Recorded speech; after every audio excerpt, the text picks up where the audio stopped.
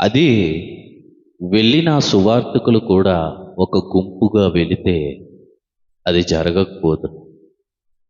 కాబట్టి క్రైస్తవ్యంలో లోపించిన ఈ ఐక్యత, ఈ కలిసి పనిచేయటం, ఈరోజు క్రైస్తవ్యంలో నీరు గారిపోతున్న విశ్వాసం ఎంత చెప్పినప్పటికీ నిమ్మకు నీరెత్తినట్టుగా ఈరోజు యావత్తు క్రైస్తవ్యం జీవిస్తుంది. దేవుని మీద భక్తి అనే ఒక ముసుగులో, ఒక అబద్ధపు ఆలోచనలో, ఒక నటన జీవితాలు ఈరోజు క్రైస్తవ్యం జీవిస్తుంది. పేరుకు మట్టుకే మీరు జీవించుచున్నావు కానీ మృతుడివే అన్న దేవుని మాట వాస్తవమనే చెప్పాలి.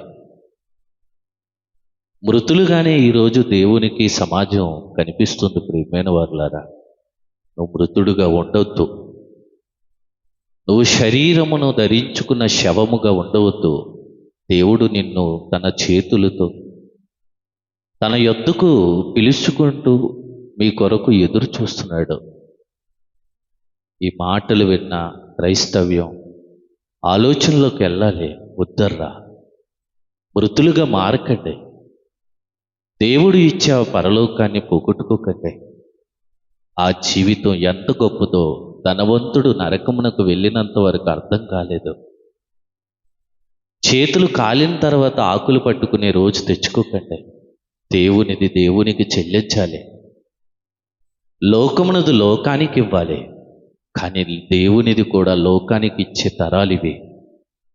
ప్రియమైన వారులరా, దేవుని మాటలు ఎంత గొప్పవో ఈరోజు అశ్రద్ధ చేస్తున్న మీకు అర్థం కాదు. ఈరోజు భయంకరమైన దినాలు భవిష్యత్తులో మనం చూస్తాం, వస్తున్నాయి. దాని సూచనలు ఈరోజు మన కళ్ళ ముందు కనిపిస్తున్నాయి. కారణం, వాటిని ఎదుర్కోవాలంటే మనలో కావాల్సినది ఐక్యత, కలిసి పనిచేయటం. ఈ ఐక్యత గురించి దేవుడు వచ్చే లాభం కానివ్వండి. అందరూ వినండి, రరే అందరూ వినండి. కొందరు నవ్వుతున్నారు, కొందరు అటు చూస్తున్నారు. వద్దు, వినండి వాక్యం. ఎందుకు ఇప్పుడే పనులు పెట్టుకుంటారు? మీరు నన్ను డిస్టర్బ్ చేస్తున్నారు చాలా. మీకు ఎలాగో రాదు వాక్యం, కనీసం కూర్చొని లేరా? వద్దు, డిస్టర్బ్ చేయకండి దయించి. నేను మీ జోలికి రాను, నా జోలికి మీరు రాకండి.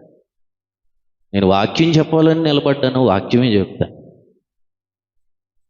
ప్రియమైన వాళ్ళ, ఈ ఐక్యతలో ఉన్న లాభం కానివ్వండి, ఈ ఐక్యతలో ఉన్న గొప్పతనం కానివ్వండి, దేవుడు ఈ వేద పుస్తకంలో ఐక్యతను గురించి ఎంత గొప్పగా ప్రస్తావించాడో దేవుడు రాశాడు. ఈ ఐక్యత వలన సాధించిన విజయాలు కానివ్వండి, ఐక్యత లేకపోవడం వల్ల వచ్చే నష్టాలు కానివ్వండి, మన బైబిల్లో చూడొచ్చు.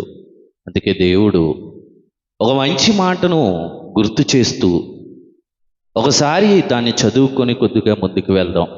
ఎఫెసీయులకు రాసిన పత్రిక 4వ అధ్యాయము 1వ వచనం. ఎఫెసీయులకు రాసిన పత్రిక 4వ అధ్యాయం 1వ వచనం. కాబట్టి మీరు సమాధానమును బంధము చేత, సమాధానమనే బంధము చేత ఆత్మ కలిగించు ఐక్యమును కాపాడుకొనుట యందు శ్రద్ధ కలిగిన వారే ప్రేమతో ఒకరికొకడు సహించుకోండి అంటున్నాడు. ఐక్యతను ఏం చేయాలి? కాపాడుకోవాలి. పౌలు గారు ఎఫెసీయులకు ఒక మాట రాస్తూ ఆ సంఘానికి గుర్తు చేస్తున్నాడు. మీరు సమాధానం అనే ఒక బంధం, ఏమండి, దాని చేత ఆత్మ కలిగించు ఐక్యమును కాపాడుకోండి.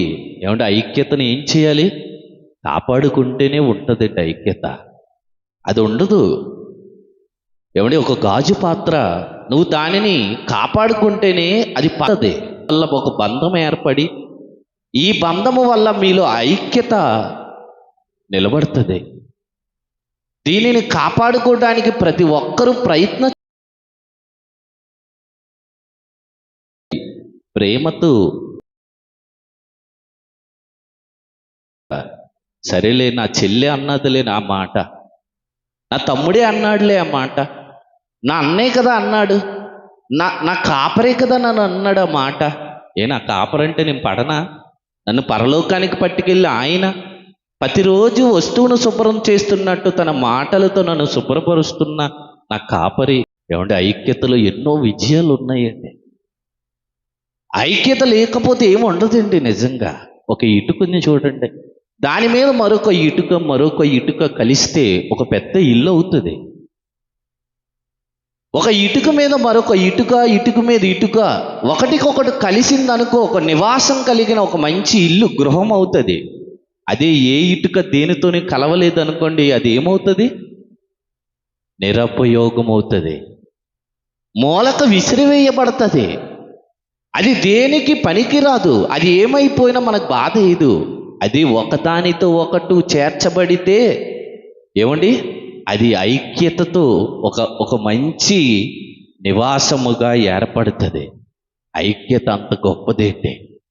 కాపాడుకొనుట యందు శ్రద్ధ కలిగి ఒకరికొకడు సహించుకో అంటున్నాడండి. ఏమండి ఇండివిజువల్గా కూడా బ్రతకగలం, కానీ మనం పడిపోయామనుకో, ఒక్కొక్కసారి మనం పడిపోయామనుకో, మనల్ని లేవనెత్తడానికి ఎవడు ఉండడు. ఇందాక అదే కదా చదువుకున్నాం, ప్రసంగి గ్రంథం 4వ అధ్యాయము 9వ వచనం చదవండి. ఇద్దరి కష్టము చేత ఉభయులకు మంచి ఫలం ఉంది. ఐక్యతలో ఏముంది? మంచి ఫలం, లాభం ఉంది. కనుక ఒంటివాడే ఎండుట కంటే ఇద్దరు కూడి ఎండుట మేలు. వాడు పడిపోతే ఒకవేళ ఎవడైనా ఒకడు తన తోటివాడిని లేవనెత్తుతాడు. ఒంటరివాడు పడిపోతే వాడికి శ్రమ ఎవడు లేవనెత్తడు. వాడిని లేవనెత్తువాడు లేకపోలేరు. ఇద్దరు కలిసి పండుకొనుట వలన వారికి వెట్ట కలుగుతుంది. ఒంటరిగానికి ఏమండి వెలాగు ఎట్ట పుట్టును? ఏమండి ఒంటరియకు ఒకని మీద మరి ఒకడు పడిన యెడల ఇద్దరు కూడి వాడిని ఎదిరిస్తారు కదా. ఏమండి మొన్న వాళ్ళ మీదకి ఒక గుంపు వచ్చి కొట్టిందంటే కారణం ఏమిటి? వారిద్దరు అయిపోయారు కాబట్టి. అదే ఒక గుంపు ఉంటే బైబిల్లో చెప్పబడేది వాళ్ళని ఎదిరించును కదా. గుంపు ఏమంటే ఒక కాకి చచ్చిపోయింది అనుకోండి, లేదా ఒక ఆహారం కాకి దొరికింది అనుకోండి, అది ఒకటే తినదండి. అది ఏం చేస్తుందంటే కావు కావు అని అరిచి మిగిలిన కాకిలన్నిటికీ చెప్తుంది, గుంపును పిలుస్తుంది. వాటిలో ఉన్న ఐక్యత చూడు.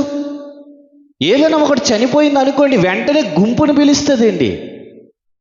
ఐక్యత అంత గొప్పది. ఒంటరివాడు పడిపోతే వాడిని లేపేవాడు ఉండడంట. శ్రమ కలుగుతుంది అంటున్నాడు. ఏమండి ఎప్పుడైనా మనకు బాధ కలిగితే మన గురించి ఏడ్చేవారు ఉండాలండి ఒక్కలైనా. ఇది ఎప్పుడు మనకు అర్థమవుతుంది తెలుసా? మన ఇంట్లో ఎవరైనా చనిపోయేటప్పుడు వేసేటప్పుడు ఎవ్వరు రాలేదనుకోండి, ఎలా ఉంటుంది చెప్పండి? నువ్వు హాస్పిటల్లో ఉన్నప్పుడు నిన్ను చూడడానికి ఒక మనిషి కూడా రాలేదనుకోండి, ఆ రోజు నువ్వు కోల్పోయింది ఏంటో నీకు గుర్తొస్తుంది. అప్పుడు అనుకుంటావు, నాకేంటి ఎవ్వరూ లేరా, అయితే నాకు మనుషులు కావాలి. ఏ రోజు నీకు గుర్తొస్తుంది అంటే ఒంటరి వాడివని. ఒక రోజు నీకు గుర్తొచ్చే రోజు ఉంటుంది, ఆ రోజు నువ్వు ఒంటరి వాడివని తెలుస్తుంది. అందుకని ఐక్యతను ఏం చేయమంటున్నాడు? కాపాడుకోమంటున్నాడు అండి. ఆ కాపాడుకునేటకు శ్రద్ధ కలిగి ఉండమంటున్నాడు. ఏమండి ఐక్యతను కాపాడుకోవాలంట. అందుకే యేసుక్రీస్తు గారు కూడా ఏమని ప్రార్థన చేశారో ఒకసారి చదివిస్తాను. యోహాను సువార్త 17వ అధ్యాయము 21. యోహాను సువార్త 17వ అధ్యాయము 21వ వచనం. మరియు నీవు నన్ను పంపితివని ఈ లోకము నమ్మునట్లు తండ్రి, నాయందు నీవును నీయందు నేనును ఉన్నలాగున వారును మన యందు ఏకమై ఉండాలని వారి కొరకు నేను ప్రార్థించటలేదు. వారి వాక్యము వలన నా యందు విశ్వాసముంచు వారందరూ ఏకమై ఉండవల్లని వారి కొరకు ప్రార్థించుచున్నాను. మనము ఏకమై ఉన్నలాగున వారును ఏకమై ఉండాలని నీవు నాకు అనుగ్రహించిన మహిమను నేను వారికి ఇచ్చి తిని. ఏమండి, యేసుక్రీస్తు గారు ఏమని ప్రార్థన చేస్తున్నారు? అందరూ ఏమై ఉండాలి? తన్నుకొని చావాలి. అందరూ విడిపోయి ఉండాలి అనుకుంటున్నాడా? తండ్రి, నువ్వు నేను ఎలా ఏకమై ఉన్నామో, నా బిడ్డలందరూ, నా తమ్ముళ్ళు అందరూ ఏకమై ఉండాలి, కలిసి ఉండాలి, ఐక్యంగా ఉండాలి అంటున్నాడండి. ప్రార్థిస్తున్నాడంట మనం అంతా కలిసి ఉండాలని, ఈ సమాజం అంతా ఐక్యంగా ఉండాలని ప్రార్థిస్తున్నాడంట. సహవాసాలు అన్నీ కూడా ఐక్యంగా ఉండాలని ప్రార్థిస్తున్నాడంట. ఎందుకంటే ఒక సహవాసం అంటే ఒక సహవాసానికి పడని దినాలు ఇవి. ఏంటి, ఏ సంఘానికి వెళ్తారండి అంటే, ఏమంటే అక్కడ మీటింగ్ అవుతుంది వెళ్ళలేదంటే అది మాది కాదండి అంటారు. మరెవరిది? మీ యేసుప్రభు కాదా?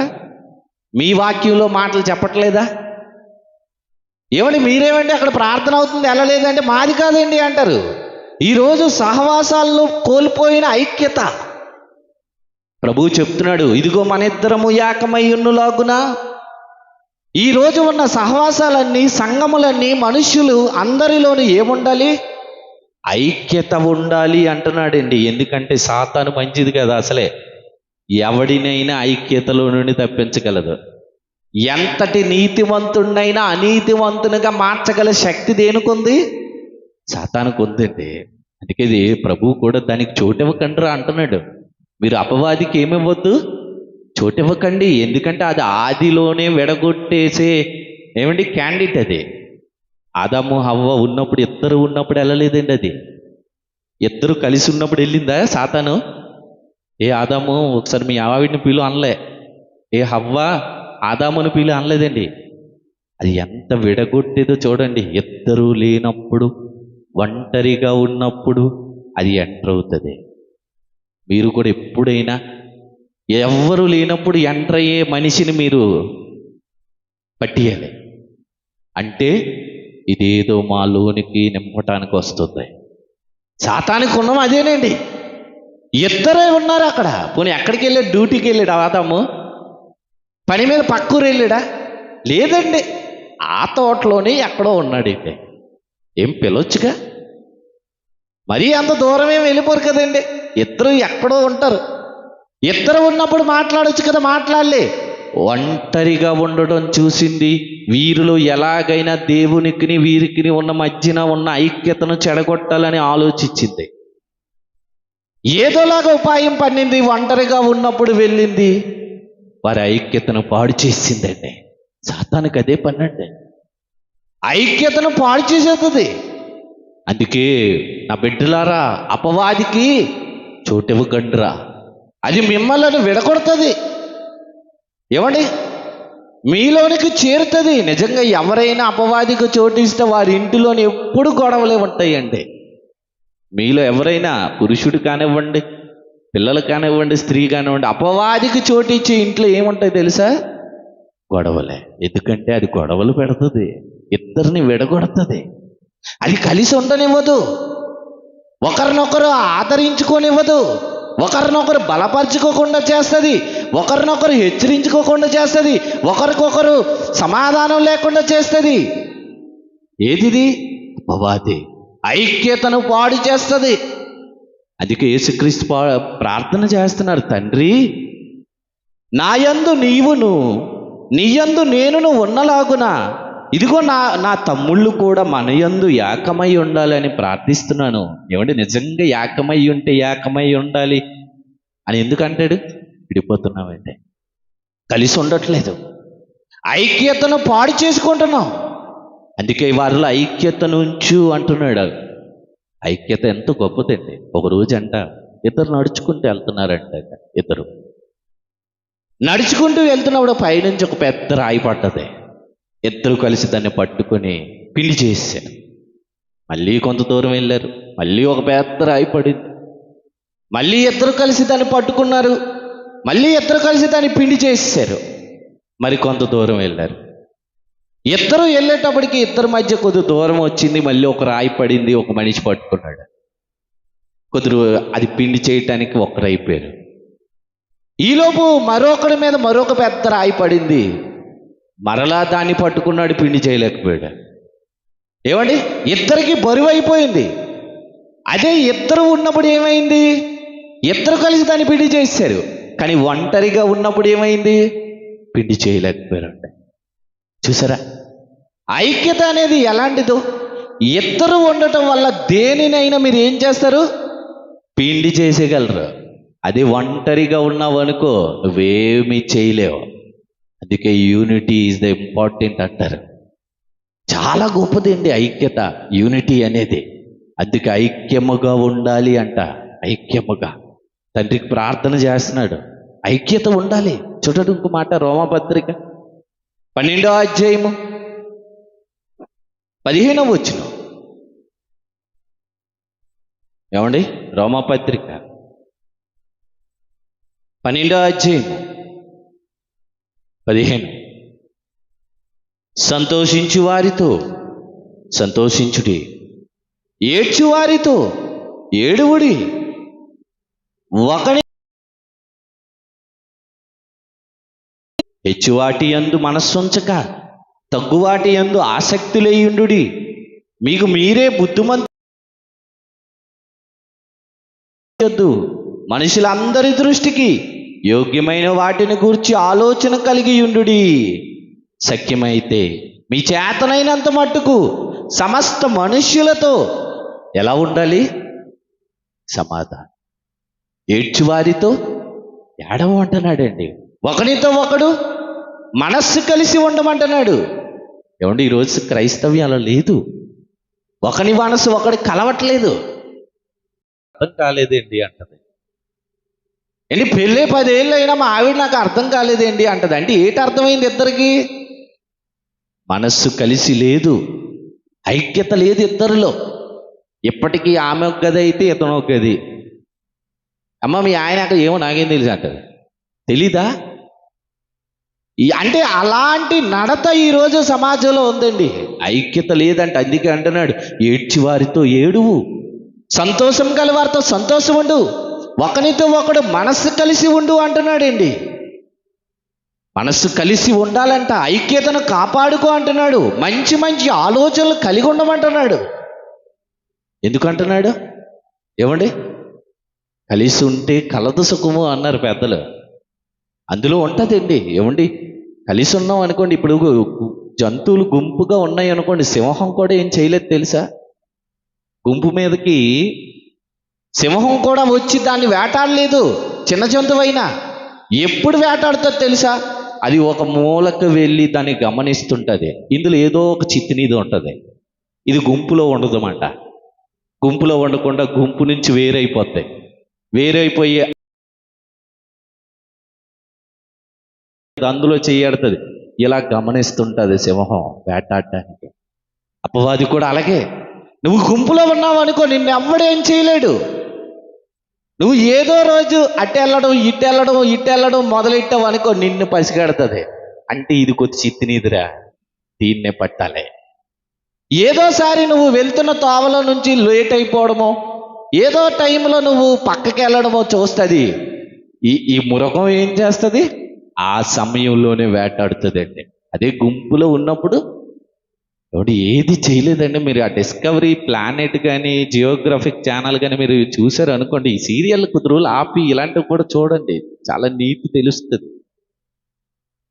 గుంపుగా ఉన్నప్పుడు ఏ జంతువు కూడా ఏమీ చేయలేదు. కానీ వేరైనప్పుడు మాత్రము కుక్క ఏమవుతుంది? వెళ్ళిపోతుంది. అదే తేనెటీగ మీదకి రాయిసురు, అదేం చేస్తుంది? వచ్చి నిన్ను కొడుతుంది. కారణం ఏంటై ఉంటుంది? కుక్క ఒంటరి, తేనెటీగల గుంపు. గమనించాలి. కుక్క మీదకి రాయిస్తున్నప్పుడు అది ఎందుకు వెళ్ళిపోయిందంటే అది ఒంటరిది, అందుకు వెళ్ళిపోయింది. అదే తేనెటీగల మీదకు నువ్వు రాయిస్తున్నప్పుడు అది ఎందుకు నిన్ను వచ్చి కుట్టిందంటే తేనెటీగలు అనేది ఒంటరిది కాదు, గుంపది. గుంపునేమి చేయలేరు ఎవరు. ఈడు పారిపోతాడు, కుక్క పారిపోయినట్టు.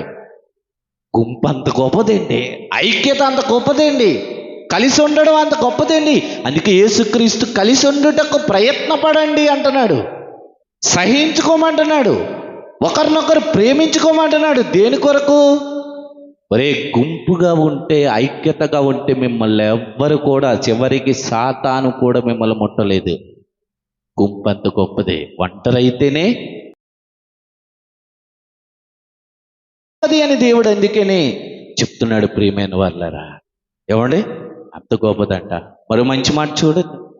అపోస్తుల కార్యాలు 18వ అధ్యాయము 1వ వచనం. అటు తరువాత పౌలు ఏథెన్సు నుండి బయలుదేరి పొంతు వంశీయుడైన, ఏమండి, వృత్తి గలవాడు కనుక వారితో కాపురముండెను, వారితో కలిసి పని చేయుచుండెను. పౌలు అకుల ప్రిస్కిల్లతో ఏం చేశాడు? కలిసి పని చేసాడండి.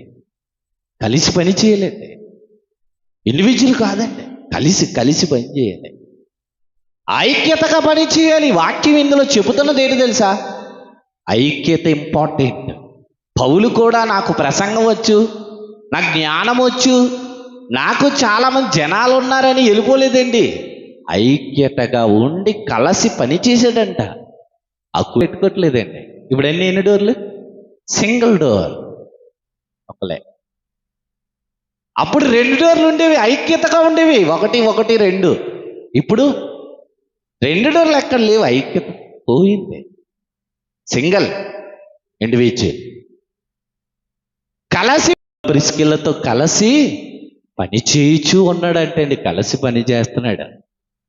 ఒక ఆయన అంట ద్రాక్ష పళ్ళు కొనడానికి వెళ్ళాడంట. మీకు చెప్పాను, వెళ్ళేటప్పుడు ద్రాక్ష, బాబు కేజీ ఎంత బాబు అని అంటే 80 రూపాయలు ఏంటి అని చెప్పాడు. సరే, 1 కేజీ కట్టు అని చెప్పి పక్కకు చూస్తే కిందను కూడా చాలా ద్రాక్ష పళ్ళు ఉన్నాయంట. చాలా ద్రాక్ష పళ్ళు ఉన్నప్పుడు, బాబు ఇవేంత బాబు కేజీ అంటే, బాబు ఏమండి ఇది 30 రూపాయలు అండి అన్నాడు. ఇదెందుకు 30 రూపాయలు ఉన్నావంటే, సార్ ఇవి కూడా మంచివే సార్. ఎప్పుడైతే గుర్తు నుంచి వేరైపోయిందో విలువ పోయింది. నీ పరిస్థితి అంతే. దేవుడు ఎందుకు ఈ ఉపమానం చెప్పాడో తెలుసా? ఒరే, మీరంతా ఐక్యంగా ఉంటే నీ విలువ, ఏ రోజైతే ఐక్యమును కాపాడుకొనుట యందు శ్రద్ధ కలిగి ఉండండి, కలిసి పని చేయండి. అకుల ప్రిస్కిల్లతో పౌలు అదే చేశాడంటండి. పని చేశాడంట, కలిసి పని చేశాడు. కలిసి పని చేయడమే కాదండి, 11వ అధ్యాయం చూడండి, ఏమండి, 26వ వచనం. 11వ అధ్యాయం 26, ఏమండి, 11వ అధ్యాయం 26. వారు కలిసి 1 సంవత్సరం అంతయు సంఘములో ఉండి బహుజనములకు వాక్యమును ఏం చేశారంట? బోధించారంట. అప్పుడు మొట్టమొదట క్రైస్తవ్యం ఏర్పడింది. అంతియొకయలో జనులు క్రైస్తవులు అనబడ్డారు. దేనివల్ల వీళ్ళు క్రైస్తవులు అనబడ్డారు? కలిసి పని చేయటము వలన, కలిసి వాక్యము చెప్పటము వలన. చూసారండి, క్రైస్తవ్యంలో లోపు వచ్చింది. దేవుడు అంటున్నాడు, వారంతా కలిసి ఉండాలి, వారంతా ఐక్యంగా ఉండాలి, వారంతా కలిసి వాక్యం బోధించాలి. ఈరోజు అది లేదు. అందుకేనండి ఎవడ పడుతాడు తిరగబడుతున్నాడు. మనలో అది లేదు కాబట్టి కదండి. ఏమండి, ఈరోజు కేఏ పాల్ గారు మన క్రైస్తవుడండి, ఆయన ఏదో క్రైస్తవులకి న్యాయం చేయాలని నిలబడ్డారండి. కానీ క్రైస్తవుడు నోటెత్తాడా? ఏమండి, వారిలో ఉందండి, మావోడు మేము ఆలికే వేస్తాం. మరి మనలో ఎందుకు లేదు? మొదట క్రైస్తవుని ఎంత నుంచి మొదలవ్వాలి అన్నాడు. ఏదైనా నీ గుమ్మము నుంచి మొదలవ్వాలి. ఏదైనా క్రైస్తవుని ఎంచుకో. మీలో ఎవడు లేడా అంటున్నాడు పౌలు. మీ మీద అధికారిగాను, తీర్పరిగాను, మీ మీద సమాధానం చెప్పువానిగాను, ఒరే బయట నుంచి ఒకడు రావడం ఏంట్రా, మీలో ఎవడు లేడా అంటున్నాడు కొరింథీ పత్రికలో పౌలు. మనలో ఉన్నవాడిని మన నాయకుడిగా ఎంచుకోవాలంటే ఎంచుకోవాలి. మీలో ఐక్యత ఉండాలి. కలిసి ఆ రోజు పౌలు కలిసి ఏం చేశారంట? వాక్యము బోధించటము వల్ల మొట్టమొదటి సంఘము స్థాపించటానికి కారణం అయ్యిందంటే కలిసి పని చేయాలండి. ఈరోజు మన నాన్నగారితో అన్నయ్య గారికి 46, 47 సంవత్సరాలు, మా చిన్నయ్య గారికి 43, 44, నాకు 39, 40 సంవత్సరాలు వచ్చాయి. ఈ రోజుకి మా నాన్నగారితో కలిసి మేము పని చేస్తున్నాం. చాలా రోమర్లు వచ్చాయి, చాలా వదంతులు వచ్చాయి. ఏమంటే వాళ్ళు విడిపోయారంట, వాళ్ళకి గొడవలు వచ్చాయంట, వాళ్ళకి ఏంచి ఇది జరిగిందంట, అక్షయ్ బాబు వేరైపోతుండంట, విజయబాబు వేరైపోతుండంట, కన్నాకర్ బాబు వేరైపోతుండ్రట. పుకార్లేండి. ప్రభు సాక్షిగా చెప్తున్నాను, మాకు ఏ భేదములు ఇప్పటి వరకు రవ్వంత కూడా. కలసి ఎందుకో తెలుసా, వాక్యము చెబుతుంది కలసి పని చేయు. నేను ఒకటే నమ్ముతాను, వెళ్ళిపోవాలనుకునేవాడు ఈ రోజు కాకపోయినా రేపైనా వెళ్ళిపోతాడు. ఉండాలనుకునేవాడు వాడిని ఎన్ని తిట్టినా, ఎంత అవమానించినా వాడెక్కడే ఉంటాడండి. వెళ్ళిపోవాలనుకునేవాడు ఈ రోజు నిన్ను వాడిని కాళ్ళు చేతులు పట్టుకుని బతిమలను చూచొచ్చు, కానీ వాడు వెళ్ళిపోతాడు. కానీ ఉండాలనుకునేవాడే ఎప్పటికీ ఉంటాడు. వాడు ఎన్ని అనినా ఉంటాడు. ఊరియా దావీదు గుమ్మమ్మ దగ్గరే ఉండేవాడంట. వెళ్ళయ్యా, ఇంటికి పో, విశ్రాంతి తీసుకో, నీ భార్యతో ఉండు అంటే